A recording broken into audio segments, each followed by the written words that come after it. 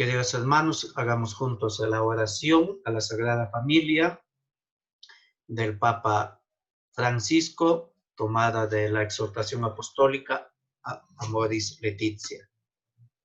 Jesús, María y José, en vosotros contemplamos el esplendor del verdadero amor. A vosotros confiados nos dirigimos. Santa Familia de Nazaret, haz también de nuestras familias lugar de comunión y cenáculo de oración, auténticas escuelas del Evangelio y pequeñas iglesias domésticas. Santa Familia de Nazaret, que nunca más haya en las familias episodios de violencia, de cerrazón y división. Que quien haya sido herido o escandalizado sea pronto consolado y curado. Santa Familia de Nazaret, haz tomar conciencia a todos del carácter sagrado e inviolable de la familia, de su belleza en el proyecto de Dios. Jesús, María y José, escuchad, acoged nuestra súplica. Amén. En el nombre del Padre, del Hijo y del Espíritu Santo. Amén. Entonces, queridos hermanos, en esta noche, el tercer día de nuestros encuentros en esta videoconferencia, vamos a tocar el tema de varón y mujer como seres, personas sexuales. Es decir, vamos a tocar el tema de la sexualidad. Ya en estos días hemos visto cómo en el siglo XX, pues ha sido también un poco los problemas, la respuesta de la Iglesia frente a los acontecimientos. Varón y mujer, la persona como ser sexual. Este es el tema de nuestra noche y espero que el Señor, que en Pentecostés ha derramado su Espíritu Santo, también me ayude para poder compartir con ustedes la riqueza de la doctrina de la Iglesia. Debemos iniciar haciendo una referencia entre ser sexual y ser sexuado. El ser sexual indica una parte de una persona. En cambio, ser sexuado quiere decir que la sexualidad de la persona afecta a todo su ser, no una parte, no es un miembro más.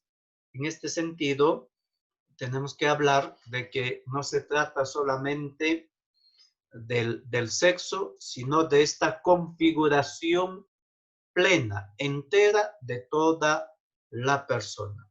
Dicho esto, hagamos una mirada hacia atrás. La antropología, es decir, el estudio del hombre, sobre todo la antropología filosófica, había considerado al hombre como un ser neutro. Es decir, se pregunta de que el hombre tiene facultades, inteligencia, voluntad, se pregunta de que tiene memoria, entendimiento, sentido común.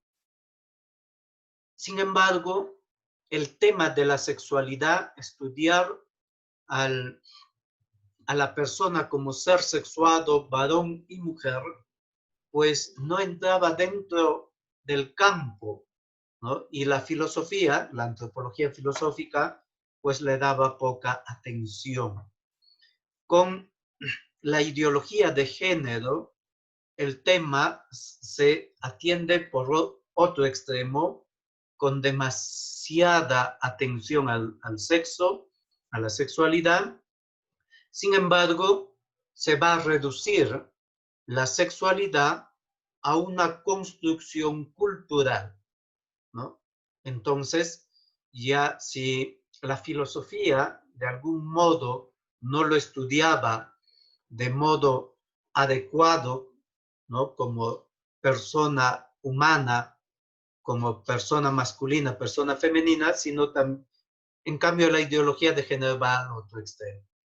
En este sentido, antes de todo, Freud es el que pone en movimiento, digámoslo así, pongo esa expresión, logró sacar a la sexualidad del limbo, poniéndolo en el centro de toda la persona, pero también en el centro de todos sus problemas. Hay motivos suficientes, por tanto, para detenernos en la actualidad de este tema, varón y mujer como personas sexuales. Vamos a decir primero que la sexualidad humana como modo de ser inherente a la estructura esencial de la persona humana. No hablamos solo de un órgano genital, sino hablamos de la sexualidad, algo que configura todo el ser de la persona, todo el ser de la persona. Es decir, se es varón o mujer, pero ese ser varón, ser mujer, pues afecta a toda la persona, no solamente a un miembro, a una parte, a una cierta manera de actuar o de vestir, sino a todo el ser de la persona lo configura ser varón o ser mujer. Indica esta potencialidad de poder amar, ¿no? Porque no solo corpóreo, sino en la parte espiritual, ¿no? Ya Ramón Lucas llamará al hombre como espíritu encarnado.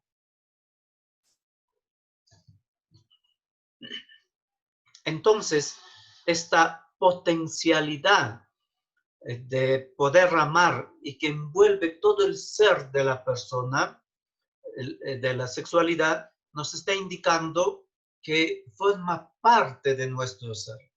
Les pongo un ejemplo, ¿no? Cuando hemos hecho la oración, cuando hoy día hemos hecho la oración, pues cada uno ha hecho la oración desde su ser personal. Cuando las mujeres han hecho la oración, pues han rezado como mujeres. Y yo he rezado como varón, con un ser personal que es característica mía. O sea, no es que al rezar lo hacemos de modo neutro. No estamos hablando de un concepto abstracto de hacer oración, sino cuando hemos hecho oración, hemos puesto todo nuestro ser. Ser varón, ser mujer, todo eso ha entrado en juego en nuestra oración. Por eso, y también nuestra potencialidad de amar a Dios, porque, por ejemplo, una monjita es distinta como ama a Dios, como ama a un sacerdote, como ama a un esposo, como ama a una esposa, como ama a un joven a Jesucristo, como ama a un niño.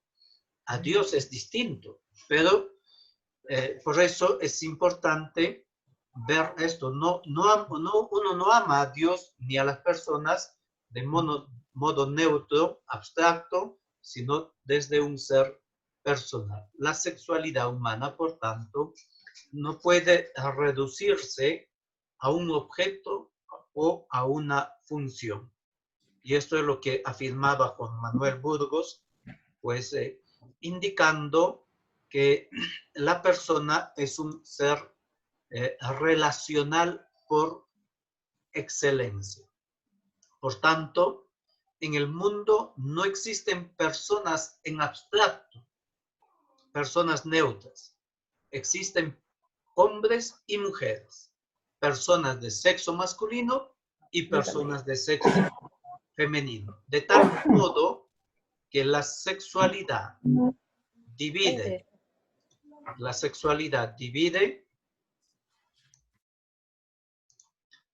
a la humanidad en dos partes. Esto es lo que tanto Juan Manuel Burgos y otros autores como José Ángel García, pues van a enseñar que es una antropología dual.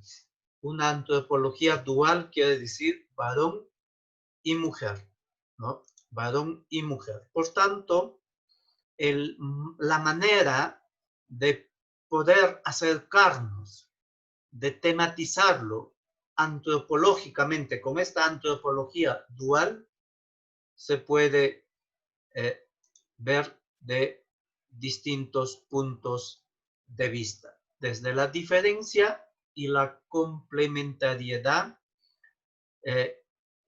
y estos dos se relacionan en una comunión.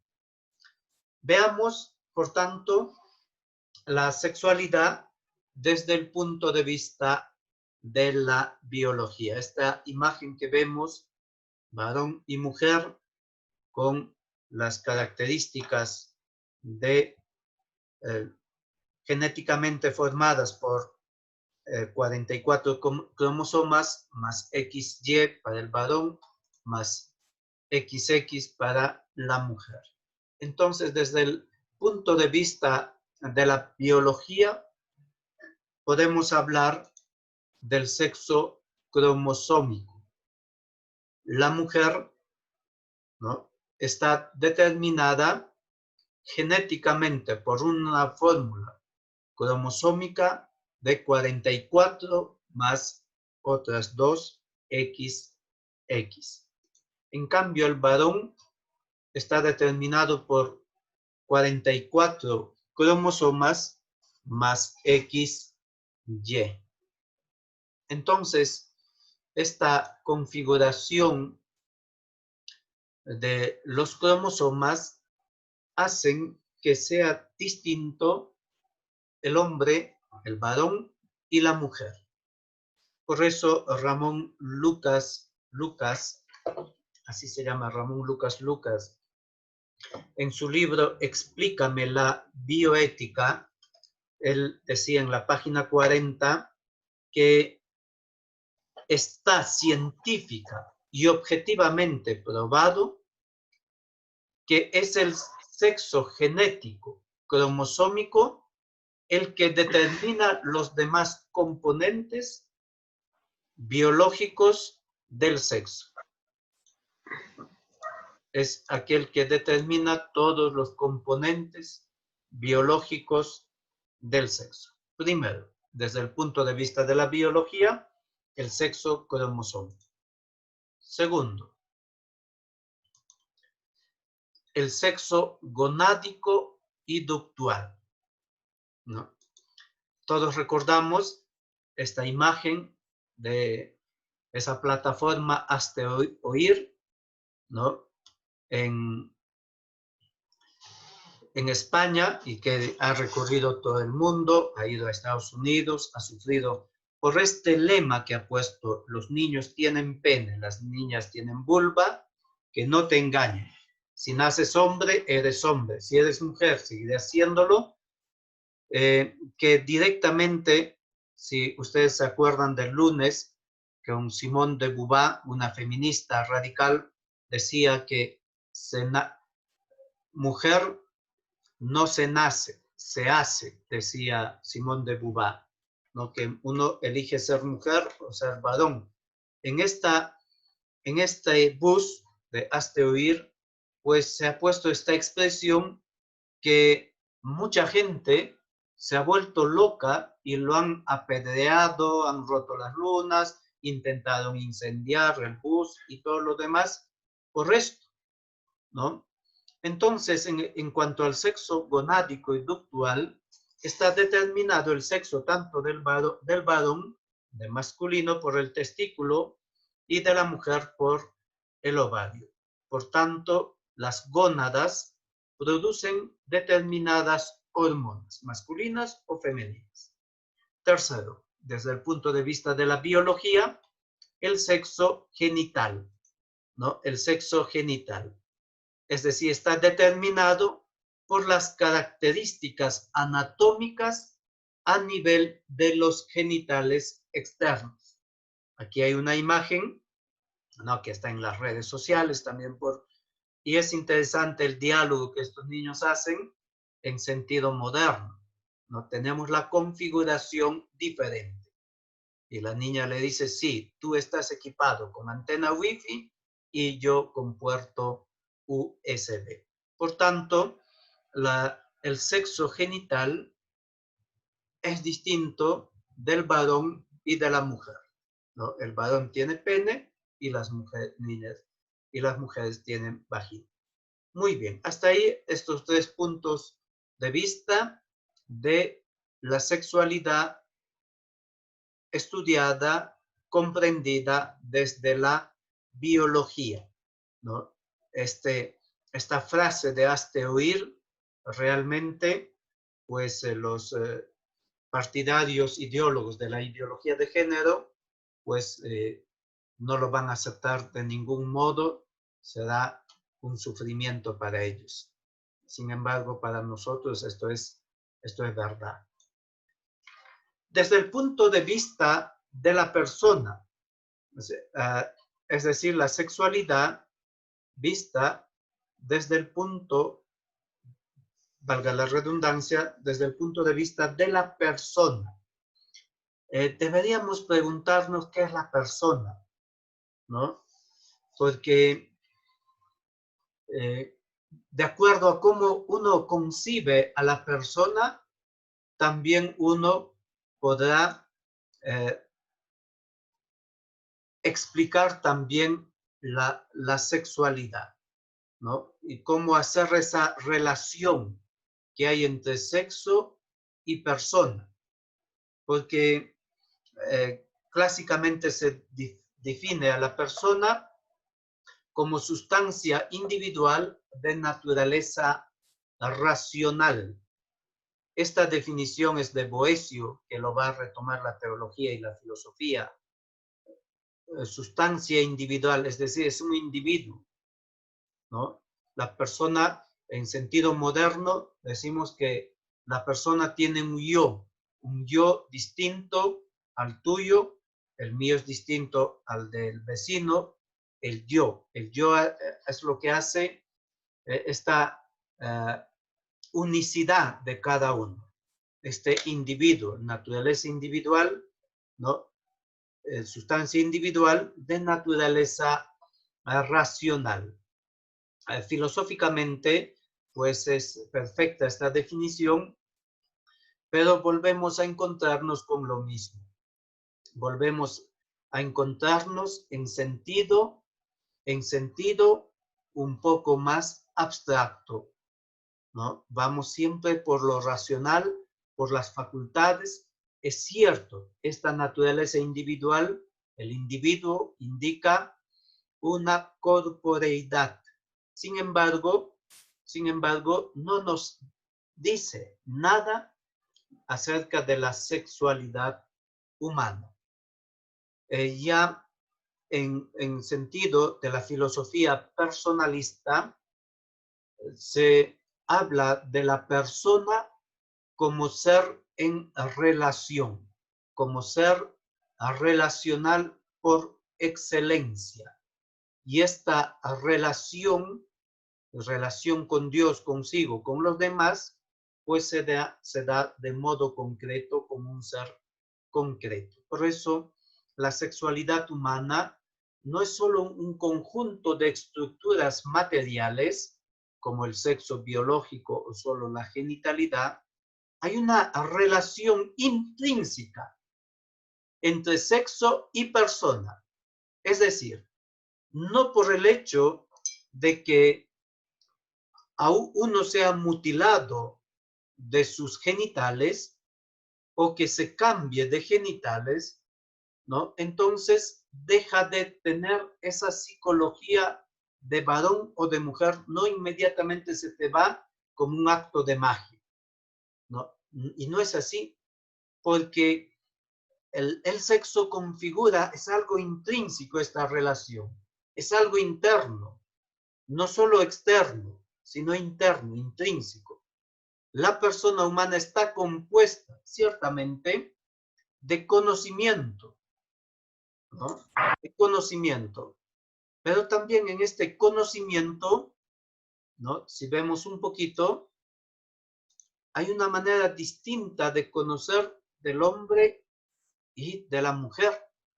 Hay hay una diferencia, porque la mujer va a tener en su conocimiento de una cosa de modo amplio y de modo detallado. En cambio, el hombre trata de conocer las cosas de modo de una visión de conjunto, pero muchas veces no entra en detalles. Esto no es ni mejor ni peor, sino son cosas distintas, porque el hombre y la mujer no son ni mejor ni peor, sino son distintos pero complementarios. Por eso la persona humana está compuesta de conocimiento, tiene inteligencia, tiene deseo, es decir, tiene voluntad, ama, tiene afectividad, un día hablaremos de la afectividad, tiene cuerpo, tiene psique, tiene un aspecto psíquico, pero también tiene un aspecto espiritual. Y todos estos aspectos, los 6 aspectos, pues, están configurados en una relación intrínseca con la sexualidad humana. Entonces, desde el punto de vista de la persona, podemos dividir, ¿no?, en 3 puntos. La sexualidad toca a toda la persona. La sexualidad toca a toda la persona. La diferenciación varón y mujer no se limita al aspecto biológico, a lo que hemos visto, ¿no?, un aspecto cromosómico, gonádico o genital, sino que es una dimensión constitutiva de la persona, porque el hombre y la mujer no son macho y hembra como son los animales. En el ser humano, la sexualidad humana, su sexualidad invade toda su persona, ¿ya?, toda su persona. Su sexualidad invade todo el yo personal, todo el yo personal. Por tanto, la sexualidad es el elemento fundamental de esta propiedad, de esta identidad como individuo de una especie, la especie humana. Identidad que, como hemos visto, está determinada por un conjunto de componentes biológicos, psicológicos, espirituales. Entonces da una unidad, una identidad psicofísica, es decir, la sexualidad afecta toda la psicología y lo físico de la persona. Por eso se dice que la sexualidad es una realidad intrínseca, hemos dicho, intrínseca a todo el hombre, en la profundidad de su ser. Y esto es lo que muchas veces no se entiende, ¿no? Y esto es lo que los defensores de la ideología de género jamás lo van a entender. Y muchos piensan y reducen la sexualidad a una mera elección de si elijo ser varón o ser mujer, o si elige una persona operarse, cambiarse de sexo, y que con eso se solucionan sus problemas, y no es así, que con eso, con operarse los genitales, pues no se soluciona ningún problema.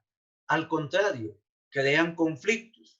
Y para no caer en ese conflicto, entonces hay que buscar soluciones a los conflictos, que ya será en la droga, en el alcoholismo, en la prostitución y en tantísimas cosas que en el fondo, al no solucionarle los problemas, lo lanza a la muerte, lo lanza a un vacío donde tiene que sobrevivir pues solo. Por eso Por eso, hermanos, es importante cómo la sexualidad toca a toda la persona, afecta a la profundidad del ser de la persona. ¿Ah? La persona humana está profundamente influenciada por su sexualidad, ¿no? Y cada factor de su existencia pues manifiesta que la persona es un ser sexual, es un ser sexual. Por tanto, hermanos, la sexualidad es capaz de integrar estos valores corpóreos, ¿ya? Hemos hablado de una potencialidad de amar que tiene el hombre. Estos valores corpóreos que podemos llamarlo como eros. Eros indica amor, pero es un amor egoísta, es un amor humano. Los aspectos psíquicos, el aspecto psíquico, la filía, un amor de amistad, y el aspecto espiritual religioso de la persona, que es el agape. El agape es un amor divino, un amor que es capaz de perfeccionar a filía y al eros. Entonces, hermanos, el hombre y la mujer constantemente están ejercitando, están ejercitando y se están ejercitando como seres sexuados. No solo en la forma de vestir, no solo, como hemos dicho, por aspectos biológicos, sino porque influye todo el ser de la persona, ¿no? Entonces, primera cosa, ¿no? La sexualidad afecta, toca a toda la persona, a toda la persona. Por tanto, la sexualidad no es un mero dato, ni un objeto, ni una función, ¿no? Es una dimensión constitutiva de la persona humana que afecta al ser. Segundo, la sexualidad humana indica complementariedad y comunión. Complementariedad y comunión. Es decir, este segundo elemento que estamos viendo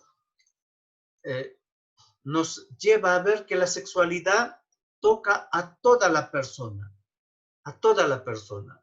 Ya en la escritura encontramos que el hombre ha sido creado a imagen de Dios, varón y mujer los creó, dice el texto del Génesis 1:27. Este ser imagen de Dios, ¿no? Este ser imagen de Dios, perdón. Este ser imagen de Dios indica que no solo es imagen de Dios el hombre en su inteligencia, en su voluntad, sino la persona misma. Cuerpo y alma es imagen de Dios.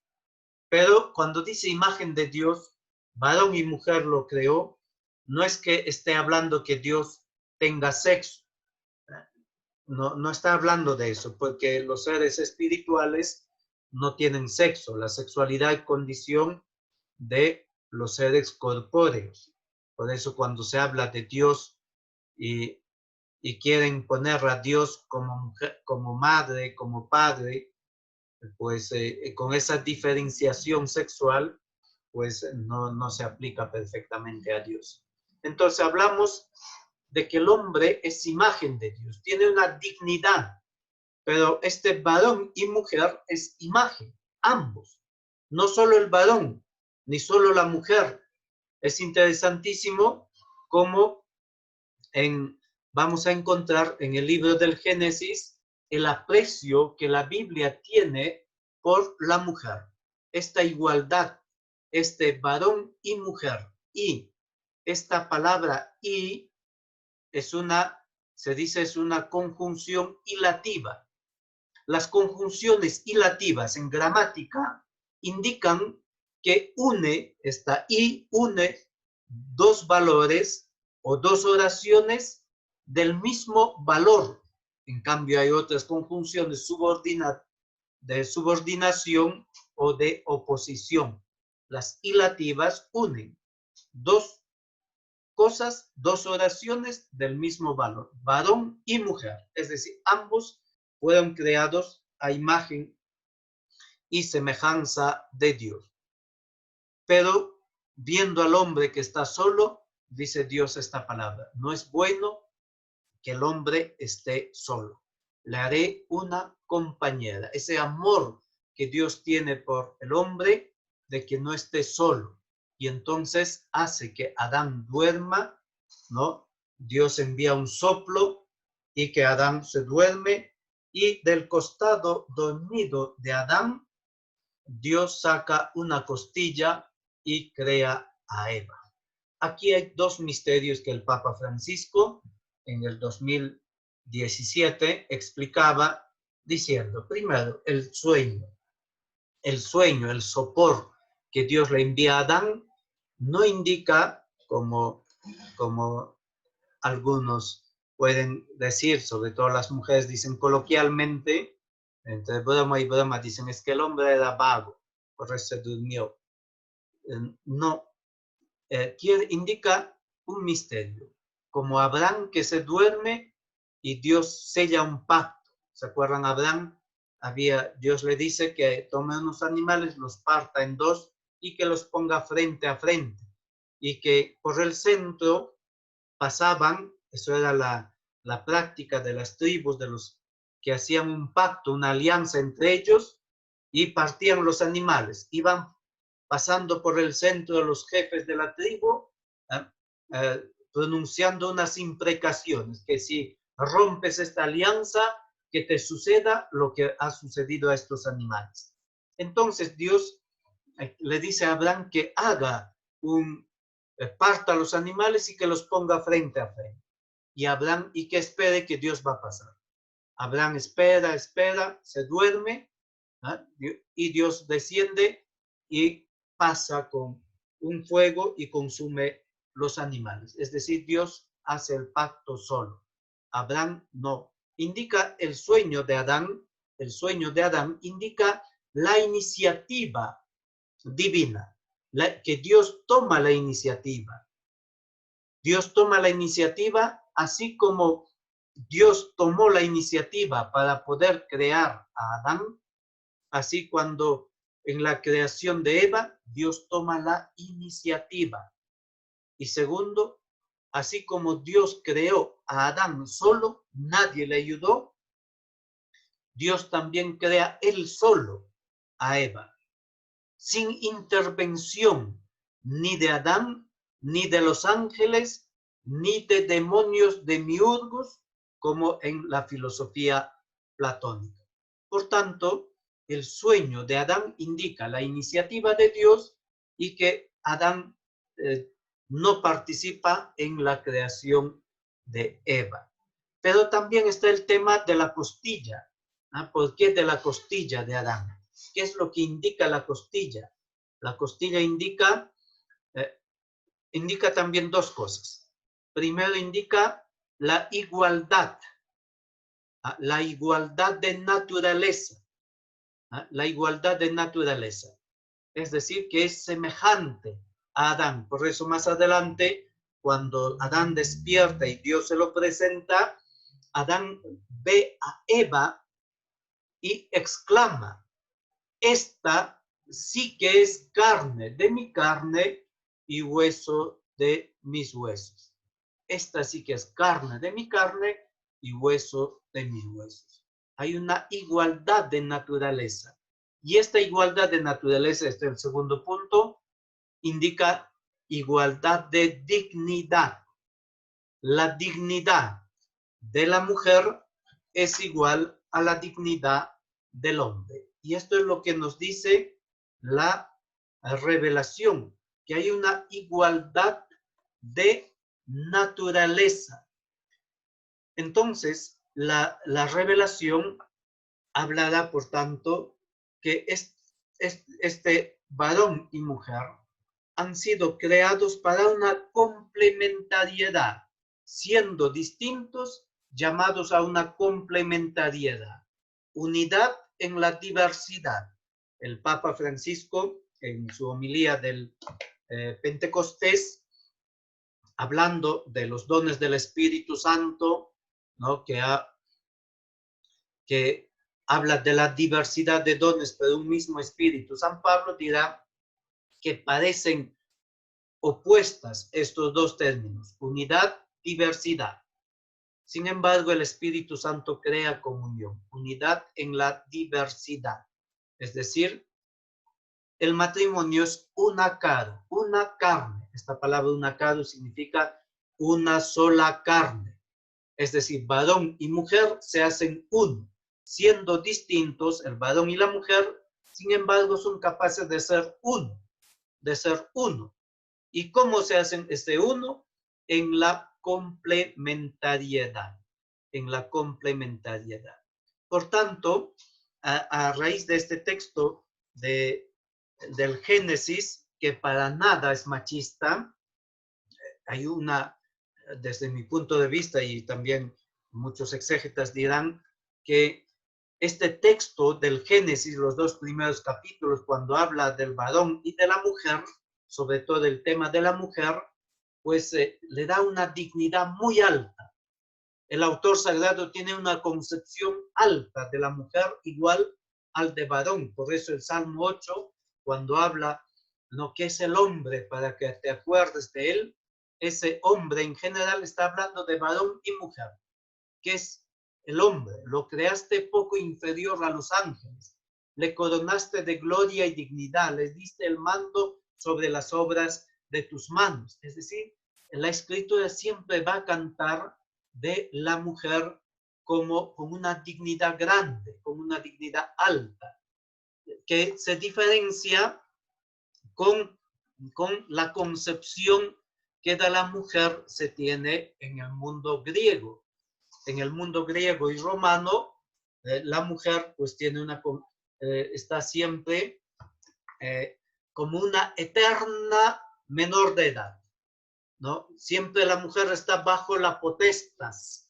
Esta palabra potestas, potestad, poder, la mujer está como una eterna menor de edad porque cuando está soltera está bajo el poder, el cuidado del papá, ¿no?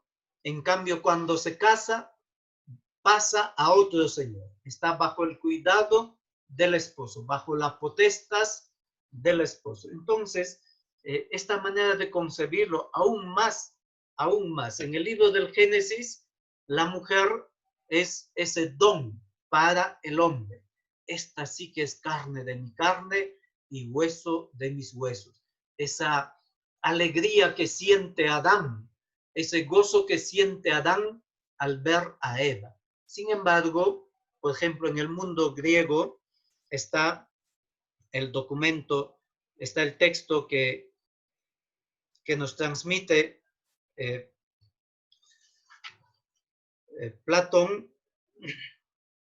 y también se va a hablar de la mujer pues en un sentido negativo.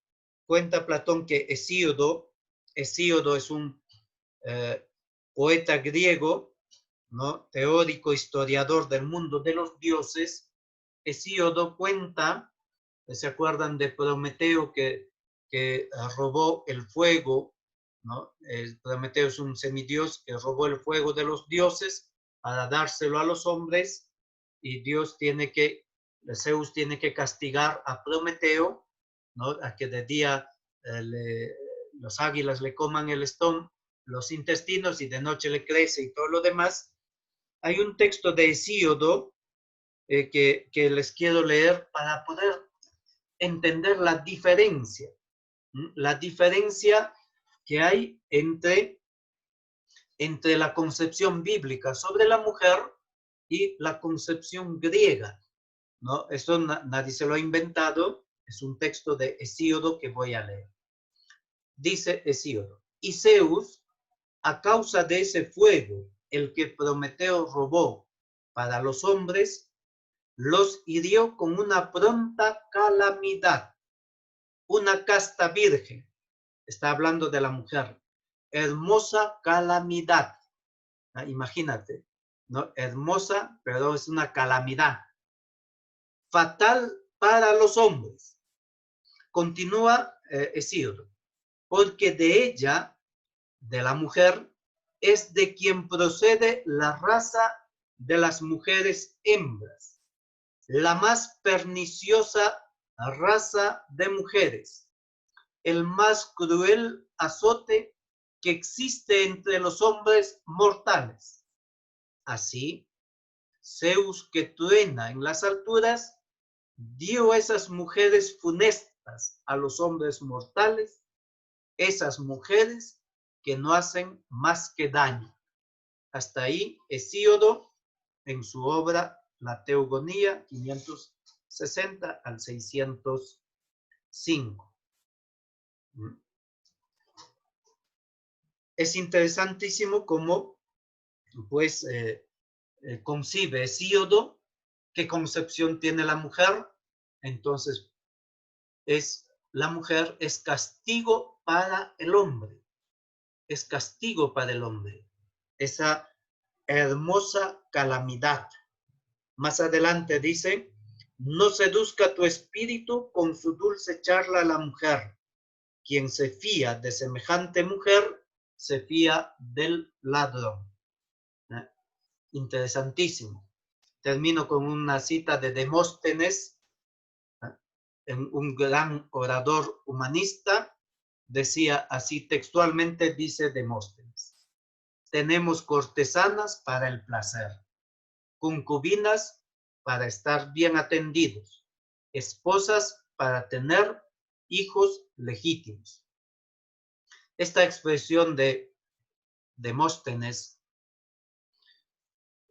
indica cómo era vista la mujer en el mundo griego. Estaban las cortesanas,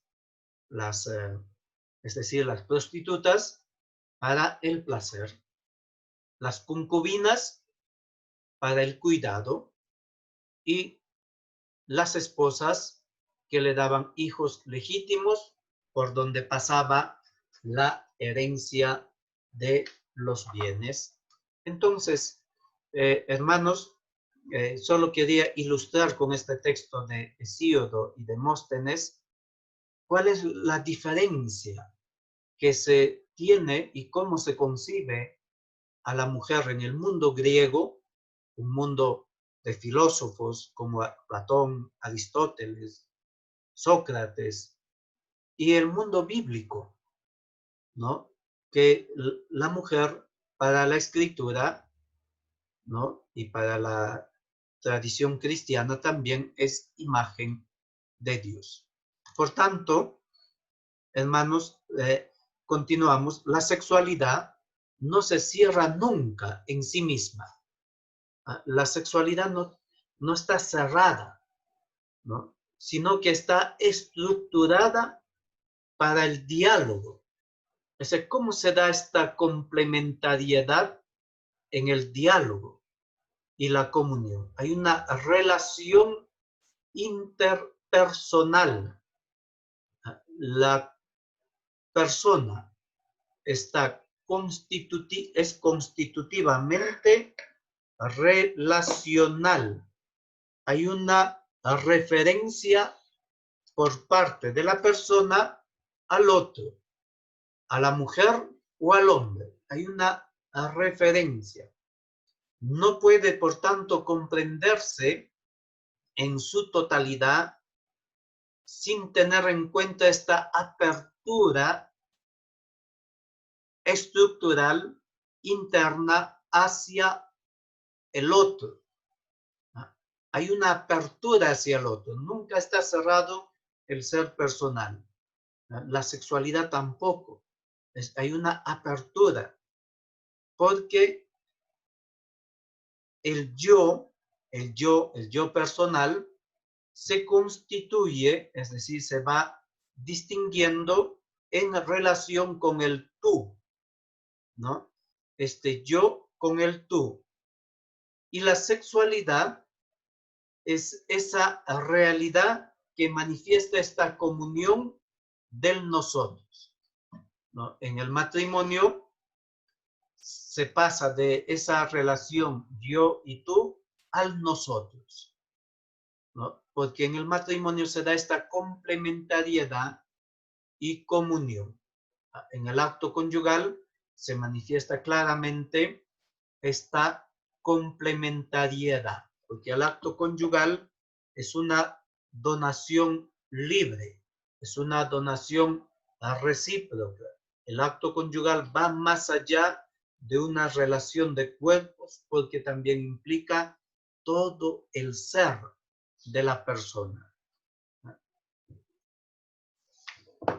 Tercero, la relación que hay entre matrimonio, amor y procreación. Sed fecundos es el mandato divino para el hombre y la mujer. Creced y multiplicaos, ¿no? Creced y multiplicaos. Por tanto, la sexualidad es una alteridad fecunda. Es una alteridad fecunda. Implica esta totalidad de esta reciprocidad de dos personas. Procrear significa donar la vida en el darse a las personas, en el darse mutuo. Por eso el amor es un don fecundo, un don que trasciende y que también va a transfigurar el hecho biológico. Por tanto, el tema del amor está directamente relacionado con la sexualidad. Y cómo la ideología de género va a romper, va a dividir esa relación sana que hay entre matrimonio, amor y procreación. Porque la ideología de género va a separar sexualidad y matrimonio. Es decir, el acto conyugal que está reservado al matrimonio se va a romper y se va a sacar hacia afuera. No solo ya el matrimonio, sino también la convivencia, formas, uniones libres que se van a inventar y poco a poco van a aparecer relaciones alternas como alternativas para el matrimonio tradicional. Entonces, rompe esa relación. Rompe la relación también entre la sexualidad y el amor. Así como decía Demóstenes, tenemos cortesanas para el placer, entonces pueden tener relaciones sexuales sin amor. Y rompe también la sexualidad con la procreación. Lo decíamos el lunes pasado, ¿cómo? Con la aparición de las pastillas anticonceptivas, pues se ha roto esa división entre sexualidad y fecundidad, entre sexualidad y procreación. ¿Cómo? Por medio de esas pastillas anticonceptivas se pueden tener relaciones sexuales sin tener hijos y se pueden tener hijos sin tener relaciones sexuales. Por tanto, la paternidad responsable consiste en asumir la sexualidad en su verdad, ¿no? La sexualidad en su verdad. Esa es la verdadera paternidad responsable. La paternidad responsable no indica pues esa razón egoísta a la vida, a los hijos, de decir, voy a tener un hijito, 2 hijitos máximo, para darle todo lo que yo no he tenido, yo no he gozado. No de ese modo egoísta, sino asumir la sexualidad en toda su verdad, en toda esta configuración personal. Por tanto, no es responsable, dice a Ramón Lucas, manipular el acto conyugal. De modo que si manipulas, solo puede expresar una dimensión psicológica corporal, pero no procreadora. Ante esta manipulación, veíamos el viernes, el Papa Pablo VI ha escrito una encíclica Humane Vitae, y en la cual pues el Papa habla de esta apertura a la vida, todo uso del matrimonio, ¿no? Quid libit matrimoni usus, decía el Papa, cualquier uso del matrimonio está abierto a la vida. Por tanto, el acto conyugal, la sexualidad, no solo expresa un hecho biológico, físico, sino una unión afectiva y espiritual de los esposos, ¿no? Y por eso la fecundación artificial es profundamente inmoral, porque se separa este acto unitivo y el acto procreativo. Entonces, queridos hermanos, como la sexualidad humana configura todo el ser de la persona. Recapitulando todo lo dicho, veamos este esquema este esquema está tomado de Ramón Lucas Lucas, de su libro Explícame la bioética. La sexualidad humana abarca todas las dimensiones de la persona humana. Abarca la dimensión física, psíquica y espiritual. En la dimensión física, la sexualidad humana abarca el aspecto de los cromosomas XX mujer, XY hombre, ¿no? Los médicos hacen su broma, broma de médicos, es decir, entre ellos que te pasaste de cromosomas. Hay un aspecto físico, las gónadas, los ovarios y los testículos, y el fenotipo externo, es decir, los genitales, que indican la forma y la figura. Pero también está el aspecto psíquico y espiritual de la persona. En este aspecto psíquico-espiritual hay una diversidad sexual en las diferencias psíquicas, pero también hay una complementariedad y comunión. Yo, tú, nosotros. Y está abierto al amor y la procreación, la sexualidad. No todo esto enmarcado dentro del matrimonio, siempre unidos, ¿eh? Es decir, el matrimonio para siempre, siempre unidos, y en esa donación mutua de unión permanente se da la procreación, el don de los hijos. Por tanto, hermanos, los hijos siempre son un don. Por último, quisiera explicarles, hay dos libros que en su contenido son básicamente lo mismo, con algunas diferencias mínimas. Este es el autor Ramón Lucas Lucas, es un profesor de bioética en la Universidad Gregoriana, también viene al Seminario San Jerónimo a impartir clases. Entonces, este libro, ambas lo tengo yo, pero cualquiera de los dos que encuentren, ustedes lo pueden utilizar, que es de doctrina sana según las enseñanzas del magisterio de la Iglesia. Bien, hermanos, entonces, de este modo, damos por terminado este tercer tema, la videoconferencia sobre varón y mujer, la persona como ser sexual. Dios los bendiga a todos. Entonces, ahora tenemos un poquito de tiempo, ¿no? El otro día me decían que mucho me he demorado, así que a partir de ahora haremos un poco menos el tiempo. Si tienen alguna pregunta, pueden ir haciéndolo por el chat. Perdonen que no les diga, como somos muchos, somos 68, si activamos todos el micro no nos vamos a entender y se va a acoplar los sonidos.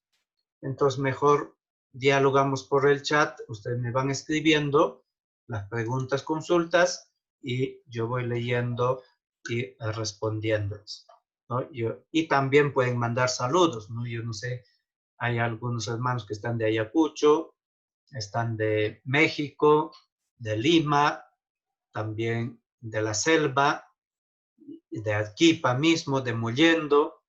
Pueden también ir poniendo, así presentándose y creamos una comunidad. Vamos interactuando, no solo en cuanto a la pregunta, sino también en cuanto a un poquito de vida social hacemos, ¿no? Porque también nos hace bien tanto estar encerrados como poder conocer, dialogar con otras personas. Continuamos el día viernes, igual a las 8 de la noche, el mismo link con que han ingresado estos días, también lo guardan, lo utilizamos para la próxima semana. Entonces, este viernes continuamos y como ustedes verán, estoy grabando el audio. Entonces, las grabaciones lo pueden encontrar en mi canal de YouTube. Entran como Walter Soto de la Cruz y ahí están todos los videos de la grabación de estas videoconferencias. Y lo pueden compartir, suscribirse al canal y así todos los videos que voy subiendo también les va avisando que se ha subido y lo puedan compartir, lo puedan usar con libertad.